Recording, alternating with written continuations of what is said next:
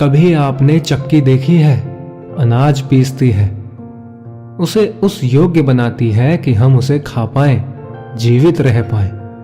और यदि आप ध्यान से देखें तो चक्की के नीचे वाला पार्ट कभी नहीं घूमता, केवल ऊपर वाला पार्ट घूमता है, और तभी वो अन्न पीस पाती है और तभी रोटी अस्तित्व में आती है। किंतु सोचिए, यदि चक्की के दोनों पार्ट घूमने लगे तो क्या होगा? वो अन्न पीसने के स्थान पर एक दूसरे को पीसकर स्वयं का अस्तित्व ही नष्ट कर देंगे। इसलिए जीवन में कोई भी कार्य जब मन और मस्तिष्क को मिलाकर किया जाए तभी वो सिद्ध होता है।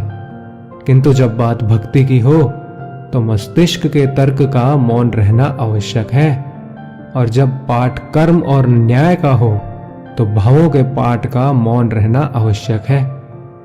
तो मन और मस्तिष्क के इस सम्मेलन में सावधानी रखें, मिलकर अवश्य चलें, किंतु एक दूसरे के कार्य में बाधा ना बने। तभी मन प्रसन्न होकर कहेगा, राधे राधे।